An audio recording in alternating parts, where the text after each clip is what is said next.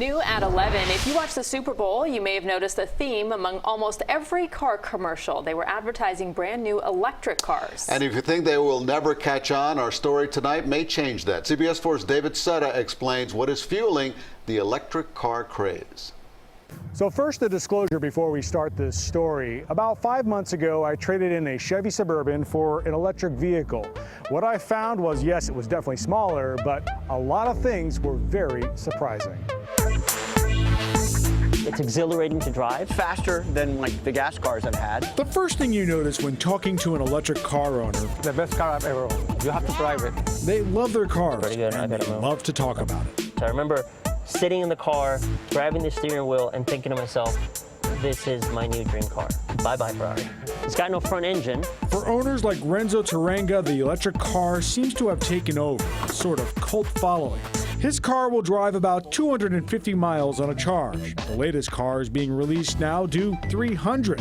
Versions coming later this year are rumored to be pushing 400 miles. You have to think about your car the same way you would your cell phone, which is your cell phone, you come in at night and you plug it in.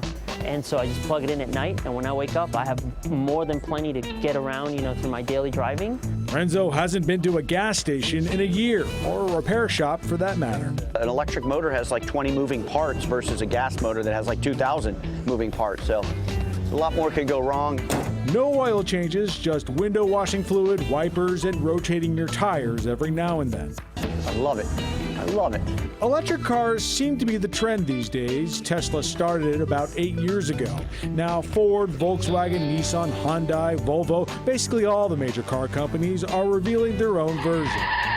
Right around the time of 2015, companies started saying, whoa, this is actually a thing. People are buying these cars instead of buying our internal combustion cars. So we need to last-ditch effort, build good electric vehicles. Kyle Connor is the star of a popular electric car YouTube channel called Out of Spec.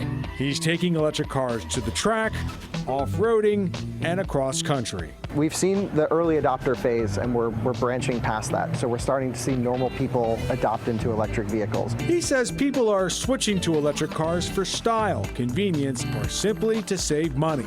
The numbers vary greatly depending on how you drive your car and what car you own. But generally speaking, a gas-powered car will cost you about 10 cents a mile to operate. Electric will be about 2 to 3 cents a mile, a savings of 70 to 80%. And that's sort of a worst-case scenario. A lot of people charge at work for free. You have public charging when you go out to dinner. It costs nothing. While you save owning it, buying it is another thing. On the front end, an electric car is more expensive. And if you want a charger at home, that costs too, up to $1,000 more. The biggest gripe with electric, though, has to be running out of power. Or what happens when you run out of electricity. Same thing as when you run out of gas, pretty much. There's an entire infrastructure of charging stations being installed across the country.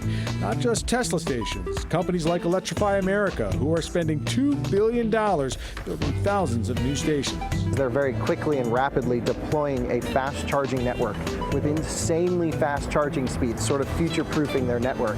Still, it has a long way to go. The next time you visit a car dealer, you will likely have a new option to consider: gas or electric. There are some challenges still to be worked out, like infrastructure. Say we had a hurricane evacuation. Yes, you could charge your car at home, but what happens when you get to your destination? Will there be a line at the charging station? Perhaps the solution could be that these charging stations show up at things like convenience stores, fast food joints, hotels. They just show up everywhere, kind of like an ATM. Time will tell if that happens. In Southwest Miami-Dade, David Sutta, CBS 4 News.